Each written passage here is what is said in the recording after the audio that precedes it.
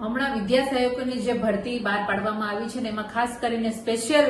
દિવ્યાંગ માટેની જે ભરતી છે એમાં સરકાર દ્વારા જે ભરતીઓ બહાર પાડવામાં આવે છે એમાં ક્યાંય પણ એ લોકોની જે કેટેગરી હોય છે A, B, C, D, E આવી રીતે એમાં C કેટેગરીની ભરતી માટે કોઈ પણ જગ્યા બહાર પાડવામાં આવી નથી. તો દિવ્યાંગો જે C કેટેગરીમાં આવે છે એની સ્પષ્ટ માંગણી છે કે અમને એમાં અમારી જગ્યા છે એ ખાલી થવી જોઈએ, અમને જગ્યા મળવી જોઈએ અને એમાં જે આટીઘૂટી વાળા નિયમો બનાવવામાં આવ્યા છે કે અમે બીજા પ્રસંગમાં તમને લેશું, તો આવા બધા આટીઘૂટી વાળા નિયમો રાખવાને બદલે કે એ લોકોનો બીજો પ્રસંગ પણ બહાર પાડી દો. અને જે ચાલુ ભરતી છે એમાં પણ દિવ્યાંગોની જગ્યા ખાલી છે, જે A, B, C, D કેટેગરીની જગ્યાઓ જે હોય છે એમાં ખાલી છે, તો એમાં પણ જગ્યા હજી ભરાણી નથી. તો જે જગ્યા ખાલી છે એને C કેટેગરીમાં અથવા તો જે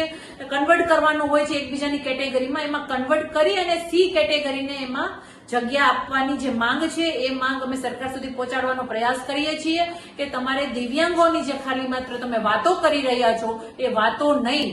દિવ્યાંગોને તમારે